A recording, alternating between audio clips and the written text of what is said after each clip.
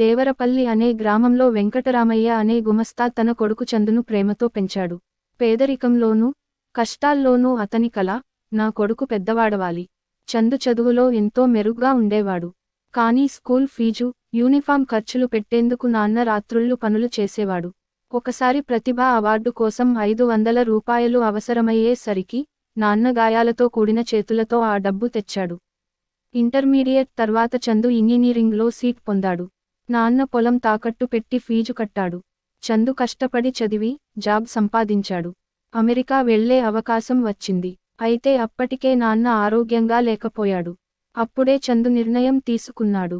నాన్నా, నీ ఒడిలోనే నాకు నిజమైన జీవితం. నేను నీతోనే ఉంటా.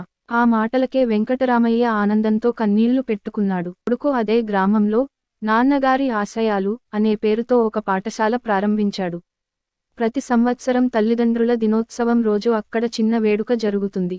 అందరూ గుర్తు చేసుకుంటారు. నాన్నలు త్యాగానికి సంకేతం, కొడుకులు గౌరవానికి ప్రతీక. మీరు ఎంతమందికి నాన్న ప్రేమంటే ఇష్టం? అలాగే మన ఛానల్ని సబ్స్క్రైబ్ చేసుకోండి, పక్కనున్న బెల్ సింబల్ టైప్ చేయండి.